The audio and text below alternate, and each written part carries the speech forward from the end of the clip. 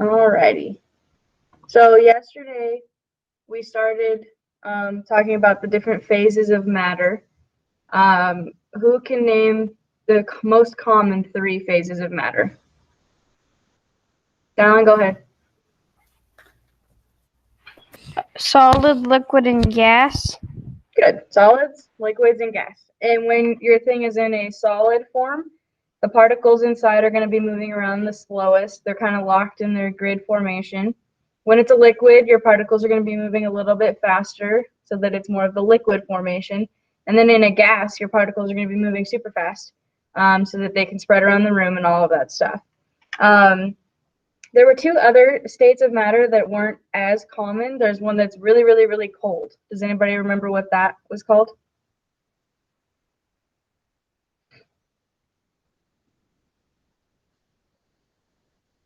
No? Starts with a B. That's the opposite side. Energy? Well, it had to do something with like Bose. What's his Okay. with Bose-Einstein. Yeah, I think I heard Olivia said it. Yeah, Olivia said it, and Dallin was getting there. It's called the Bose-Einstein condensate. It's like as cold as it can get, so it can only be made in a lab at absolute zero, which is negative 273 degrees. Super, super cold, not possible outside of a lab environment. And then Madi said plasma, which is actually the opposite side, where it's super, super, super hot, and it's mostly found in stars and in the sun and things like that. And in our light bulbs, apparently. I learned that one yesterday. I didn't know that. So, those are different states of matter. Today we're going to talk about different types of energy. So energy can be added to states of matter or taken away from states of matter to create the different changes. So when you take away energy, it's going to go from gas to liquid to solid. And then when you add energy, it's going to go from solid to liquid to gas. So we're going to talk about different states of energy. I'm going to share my screen. We're going to go through a PowerPoint, talk about it, and then you guys do have a little quiz at the end for you to take. Okay, so I'm going to share my screen and we're going to get going on it. I think we'll end decently quick. Not a super long one. Alrighty. Can you guys see this PowerPoint? Energy?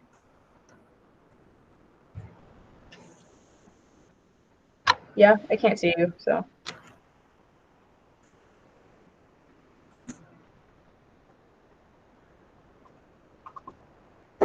Let's take that as a yes. We're good? You can see the PowerPoint?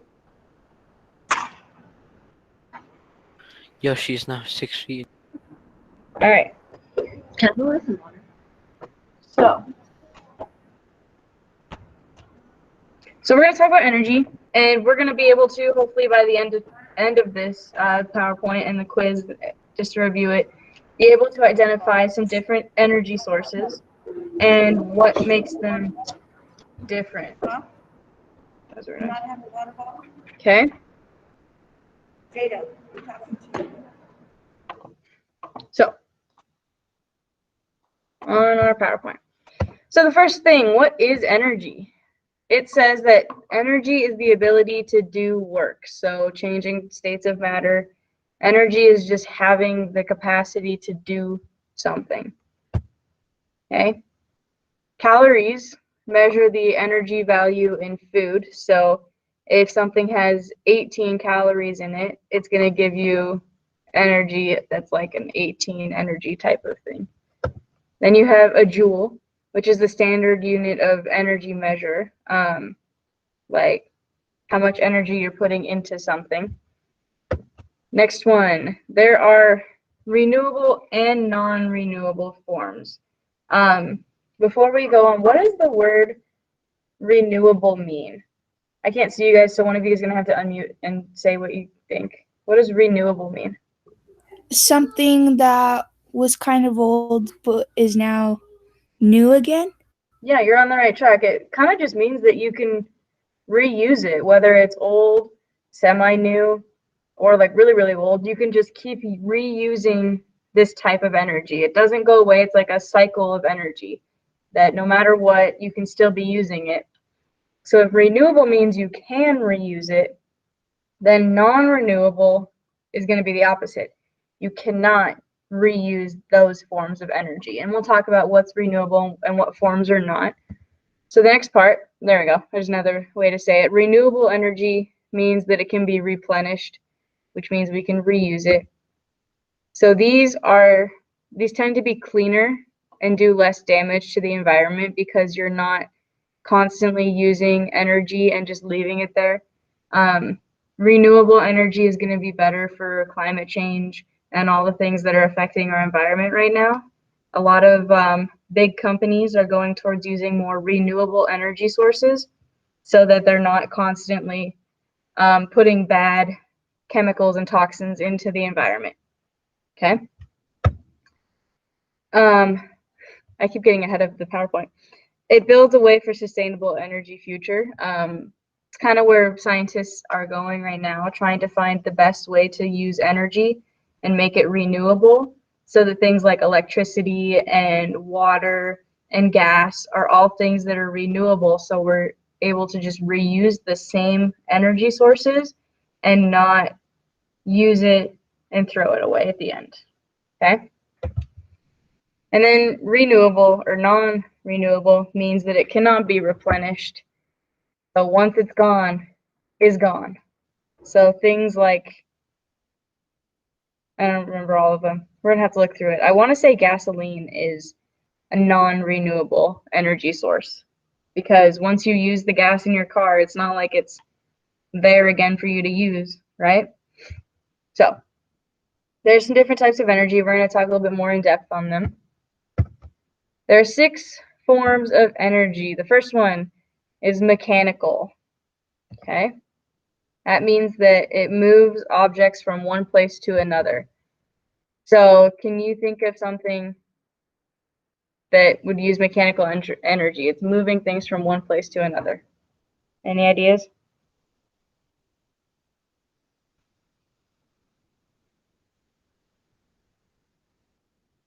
No?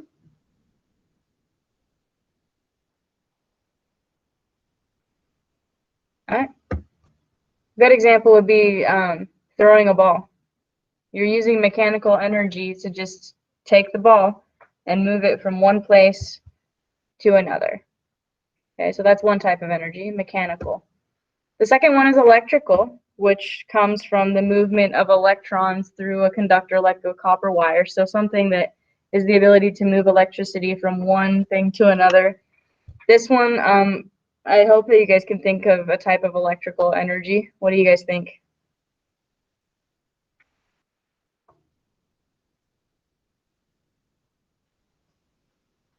Any ideas? Electrical. Light bulb? A light bulb would be good. Pretty much all of you guys are on computers right now. Those use electrical energy. So Electronics. Things that use electricity need the electrical energy. A house. Yeah, there's a lot of electrical energy in house for sure. Ready? A mansion. Well, yeah, a house and a mansion are similar. Ew. A couple more forms. The next one, we have radiant energy. This one I don't know a lot about, so we're going to just read through it. Those move in waves through space. So that would be something like X-rays, light energy, so like sunlight is radiant energy, radio waves, and like how the radio goes across space to get to different receivers and all of that stuff is radiant energy. Let's see, what else would be radiant energy? Sound waves. So when you talk to someone, your voice goes through the air on sound waves and gets to their ear. But if you're not close enough, they're not going to be able to hear that. So you can have lots of radiant energy where it's going to be super loud or super bright, things like that. Our next one is chemical energy. which is stored in the chemical bonds that hold together atoms and molecules. And that's just what happens when two chemicals or two molecules or anything are bonded together and they create some sort of chemical reaction. So digestion is like the digestive acid in your stomach. Whenever you eat food, it's got to get digested. And there's acid, like chemicals in your stomach that will break down the food. So that's a chemical energy. Burning wood is a chemical energy because you're taking that gasoline and the wood and burning it together to create a chemical reaction. Same with coal and natural gas. Those are chemical reactions, so they have chemical energy. Okay. Our next one, thermal energy. That's created by movement of atoms and molecules, and this type of energy is released as heat. So thermal energy is like if we rub our hands together and they get warm, we're creating a thermal energy. We're moving atoms and molecules to create heat. Again, burning a fire is going to create some thermal energy because it's going to give you that heat. You can turn down the thermostat somewhere, and you're going to have less thermal energy in the air because there's less heat in the air. Okay, and our final one is nuclear energy, which is stored in the nucleus or the center of an atom. This is potentially the most dangerous type of energy because if you think about nuclear bombs or nuclear power plants, they're usually kind of a dangerous thing that goes with them. There's something called nuclear fission, which is when you split the nucleus of an atom and it creates a ton of energy, like lots of energy. Okay. And then nuclear fusion is when you take two nuclei or two of the nucleus of the atoms and put them together to create a bigger nucleus. That creates a lot of energy as well. All right. So, how are we doing so far? Doing all right? Can't see a lot of you Doing guys. I'm assuming you're all good. there. All right, hang on, let me Pretty add good. it. Charles showed up. Okay, we're gonna keep going then. Got a couple more slides. We are on this one. This one talks about how electricity is made. I guess I know it all came up at once. It usually comes from power plants, and you need a generator, some sort of big device that has the turbine inside, and the turbines have blades that move like a windmill. And when those blades move around, they create that electrical energy inside the generator, which spins a magnet near a coil of wire. And then that magnet causes the electrons to flow and create electricity that can go towards power lines, and towards your house, towards the school to light the building, to give it heat, all of those things. So that's how electricity is made. Kind of goes through that process.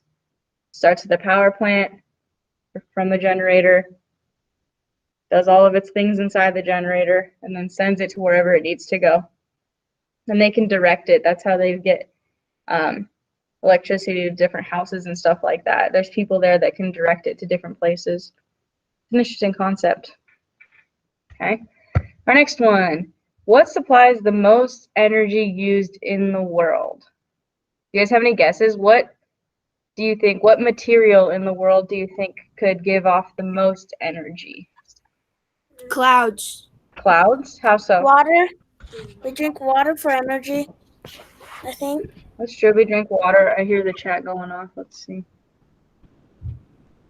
Phil, that's a good point. Radiation can give you cancer. That's why typically, like, I don't know how many of you guys have gotten an x-ray before, but like inside of an x-ray, they'll usually put like a gown over you, and for x-raying your arm, let's say, they'll put like a gown that keeps the radiation away from like your body, so it's only going towards the area that they have to see. So yeah, being exposed to a lot of radiation is not good, but a little bit isn't gonna kill you. Okay. Any other ideas of what energy is used the most in the world? In houses. Electricity. Electricity, maybe? In houses.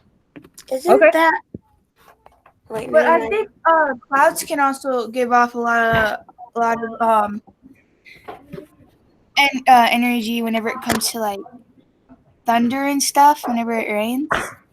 Okay, so like a big storm that could give off a lot of energy. Yeah. That's true. What type of energy is lightning? That's a good Plasma. question. Is It it is plasma. thunder and lightning under the thing of plasma? Because lightning Yeah. is very, very, very hot. I want to say it's thermal energy, but I don't know. I'd have to look that up. Remind me at the end, and I'll look it up for you. Okay? I could look it up real quick. Oh, that's true. You have your computers. Look it up real quick. I'm gonna keep going on this. Okay. So, what supplies the most of the energy used in the world? The answer is fossil fuels and nuclear power. So I don't think anybody guessed that. It says why. They're cheap and easily accessible. So fossil fuels are the things that they kind of dig for in the ground. And then nuclear power is just taking an atom and splitting it or adding them together. But the problem with that is that they run out and could disappear. So if this type of energy, fossil fuels and nuclear energy, if they have the... You were right. Was I right? It's thermal energy? Yeah. Cool. That's kind of what I thought. Mhm. So if the issue with fossil fuels and nuclear power is that they could run out eventually, are they renewable resources or non-renewable? Non-renewable? Good. They're non-renewable because you cannot reuse them. Fossil fuels, when you dig for them, when you dig for them and you use them, they're gone forever. You can't use them anymore. Same with nuclear power. Once you split an atom or you force two atoms together, that energy that they give off can only be used one time, and then energy's gone. Does that make some sense? Does magnets use energy? Yeah. Kind They of. do, but I don't know exactly what kind. Like if you push them together and they don't go together. So it's like Yeah, I'm sure batteries. that is a type of energy, but I don't know what kind it would be. So it's We'd like have to look batteries that up, because too. batteries can only be used once. Yeah, except I think batteries can be recharged now. I think they found a way to make that into a renewable resource. If you So they put found a way like to recycle them. batteries in something cold, they'll last longer. Oh, Like interesting. a fridge, they'll last longer. Huh. That's pretty cool. Yeah. I didn't know that. I don't either. So we know that fossil fuels and Smart nuclear kid. power could run out and disappear eventually. And there's also the thing that nuclear power produces unsafe waste that is radioactive and harmful to living things. So if you consider like a nuclear power plant and they're doing all their work and they're splitting atoms and doing all this stuff, the chemicals that they put in the air or that they like flush away and it goes in rivers and stuff. Have you guys heard of that? It Like in Joseph City. Like a bomb. I don't know anything about Joseph City, but it can create chemicals that are bad for the people that live around it because the air gets kind of toxic. So it could be like not good for them in the long run. It could go into the water, which creates an unsafe place for the animals in the water to live and unsafe water to drink. So nuclear power is not exactly the greatest because it creates a lot of power, but the chemicals it gives off are really not good for the environment or animals or people, which is not Like a good. nuclear bomb. Like nuclear what? Like a nuclear bomb. Yeah, exactly. The chemicals and radiation that it gives off is gonna, if you're close enough to a nuclear bomb, it's gonna kill you immediately. But if you're far enough away that it doesn't hurt you, the radiation and from the fallout of a nuclear bomb is not good. So like the people that lived in, let me go back to the meats. Have you guys heard about the atomic bomb of Hiroshima and Nagasaki? You guys know a little bit about that? I've heard of the bomb, but I don't think I've heard of it. There's a power plant in Joseph City. Yeah, there's power plants everywhere.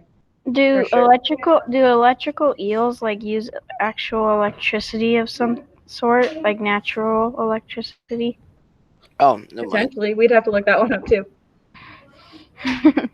Sorry, I don't know a lot about, like, science is not my number one subject, math is. So usually when you guys have questions, we have to go discover it together because I won't know the answer all the time. Math is my favorite subject too. Yep.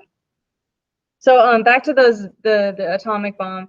That's a it was a nuclear bomb that they created, and they dropped it on the town, well, on two towns. They dropped one on Hiroshima in Japan, and then they dropped another one on Nagasaki in Japan.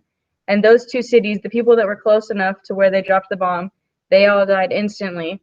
But when the bomb explodes, you know how you've seen the videos of like the mushroom cloud of the radiation that just kind of spreads? So that radiation that spread from those two bombs created a lot of sickness and cancer and radiation poisoning among the people that didn't die, but they just got really sick for like a couple of generations. Like, it's not the best.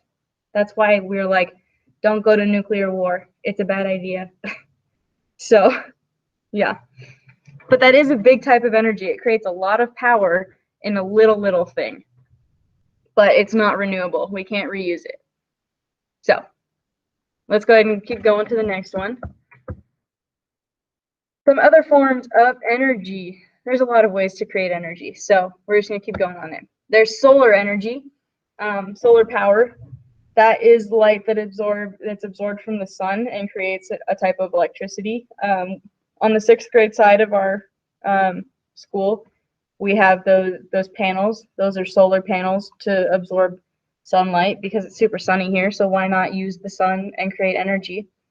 Do you think that solar power is renewable or non-renewable?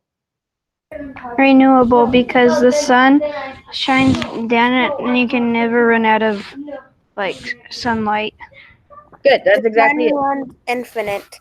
Yeah, solar Yoshi. energy is always going to be there because typically, even if it's like a dark and dreary place like Seattle, they don't get a ton of sun, but it's still there. They can still use solar energy as long as the sun is there at some point.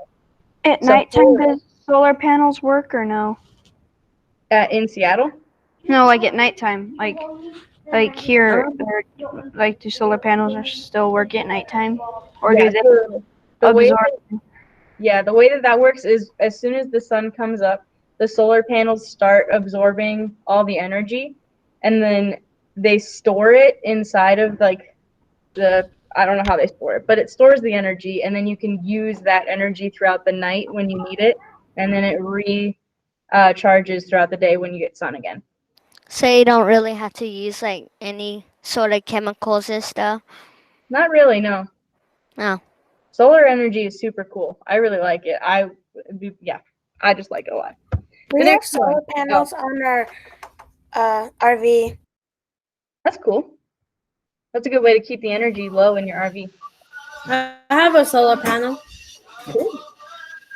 So this says that solar panels, there's no bad emissions. So it doesn't give off chemicals that are bad for the environment or bad for humans or animals. It just gives you energy. And it's not going to run out like we talked about. It's solar. It's always there. But it can be very expensive to get solar panels put in somewhere. And it's going to depend on the weather. If you live somewhere that's super sunny, you're going to have more access to solar energy than if you live somewhere that is not super sunny. And then it also takes up a lot of space. We wouldn't have to have those big pillars with the big solar panels on them if we didn't have the solar panels. But a lot of places have the solar panels on the ground, so they take up a lot of room. Okay? Sometimes I see those in Utah when we go to Utah. Yeah. I have another form of energy that we haven't mentioned yet. What is it? The windmills. When you go to like windmill and like the windmills that produce energy from the wind. We might actually talk about that in a couple more slides. It's possible. But you're right. When the windmill goes around, it's creating that wind power, the wind energy, and it stores up that energy to use. You're right. The next one that we have here is hydropower. The word hydro means water. So it uses waters from like rivers, oceans, and lakes. And it usually goes through a turbine, which is a big circular thing, semi like a windmill. It's just that it uses the water instead of air. And it depends again on the rainfall, how much rain you're getting, if you have access to water. If you're in a place that has a lot of droughts where it doesn't rain a lot, you might not have very good hydropower. So honestly, Arizona, we're not going to get a lot of hydropower because we don't really get the rain. But we can use the solar power instead because we get all that sun. And then hydropower, wherever you put the big turbine for the hydropower, tends to kill fish in the habitats that are living in it, unfortunately. Okay.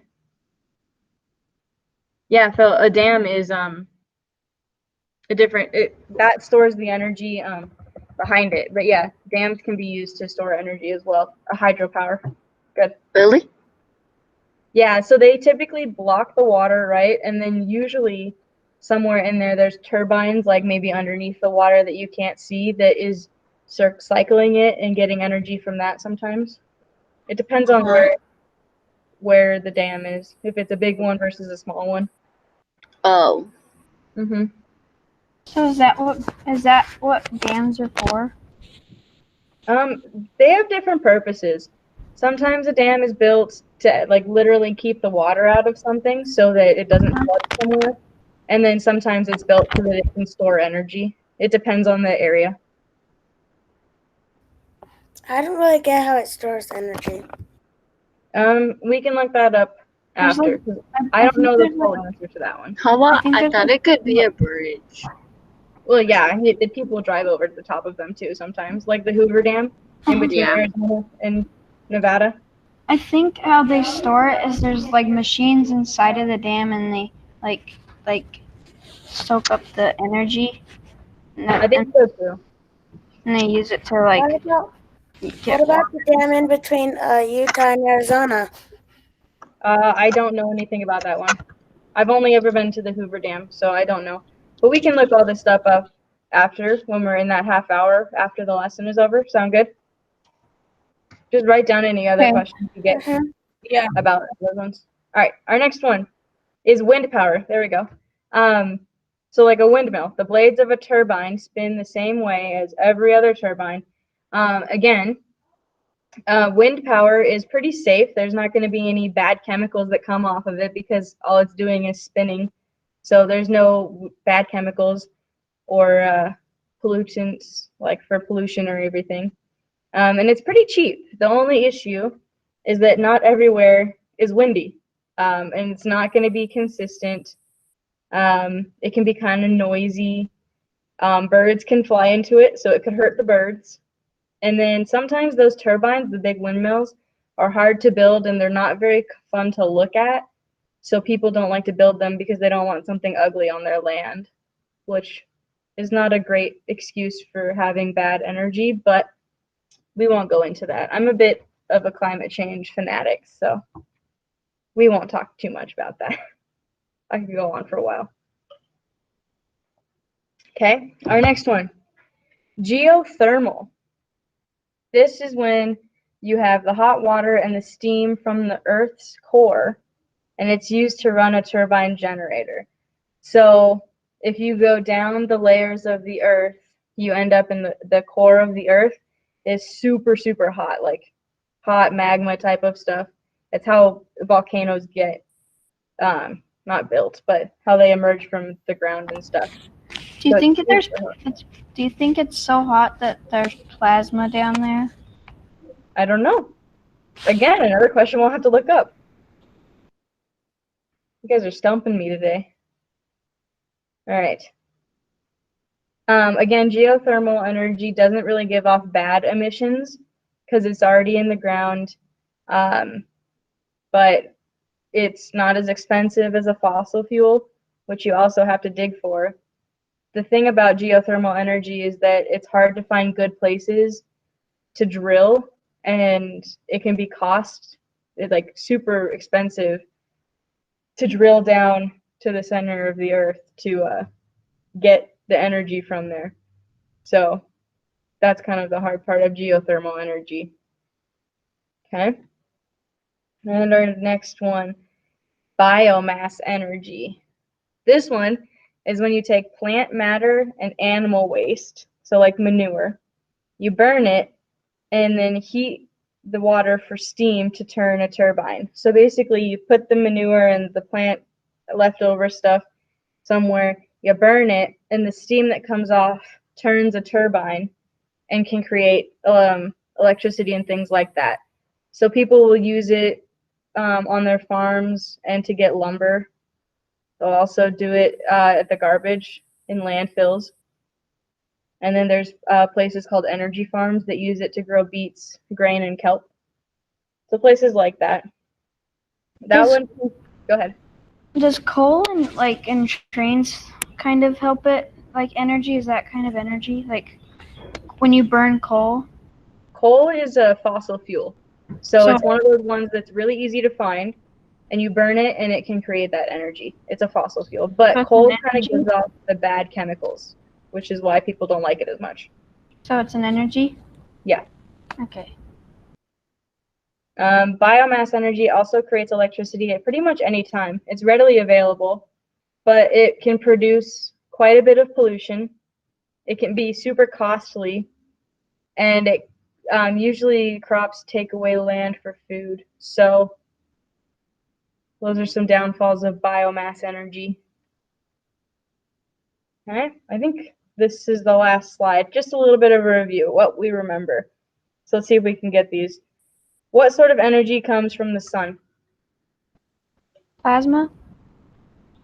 So or does that matter? Solar energy. Good. Oh. Solar Plasma energy. is the matter that is in the sun. Solar energy is what comes from the sun. So we would put solar there. Good. The next one, blank, is a measure of electrical energy. Does anybody remember that? Plasma? No. Any ideas?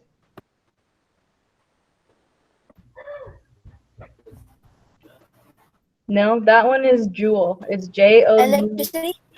You're on the right track. It's joule. Joule. So joule is how you measure electric energy. The next one, blank, is where two nuclei form into one nuclear energy. So I'll give you a hint. Is it nuclear fusion or nuclear fission? Nuclear Nuclear fission? fusion. Good. Nuclear fusion, because you're fusing the two nuclei together. Okay. Okay, the next one, fossil fuels. Are they renewable or non-renewable? Renewable? Non-renewable. Good, they're non-renewable. You cannot renew them. Next, What does renew mean? renewable, what does it mean? What does renew mean? Able to be Renewable? Renew means that you can reuse it. Okay, so you cannot reuse fossil fuels. Our next one, blank, comes from electrons moving through a copper wire. Electricity? It's electricity.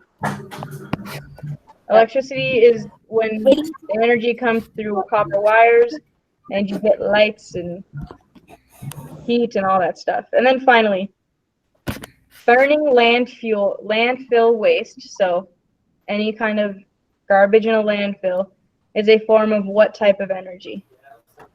Nuclear for energy? No. Fossil fuel? Bio. It does start with bio. Whoever said that was on the right track. It's biomass. B-I-O. Yeah. All right. Cool. So that's all we have in terms of the PowerPoint. Again, the PowerPoint is on Schoology. If you need it again, you can always log on to Schoology and look at it, because if we go to Google Classroom, under Science, you guys have a small quiz I need you to take. I want to say it's 10 questions, but the PowerPoint is also right there next to it. So you can pull the PowerPoint up and the Google form up. And you have quite a few questions couple of them we just went over, so hopefully you were listening right there. Actually, we just went over all the multiple choice ones, so I hope you were listening. And then there's 2 that you need to write in your own answer that are worth 2 points each. So it's a total of 10 points. Okay? How does that sound? You guys good on that? All right. Yep. Yeah. It's Yeah. 1:07, so why don't you guys stay on for at least 10 minutes and be working on that Google form, and then after those 10 minutes, I'll let you guys head out if you finished it. Sound good?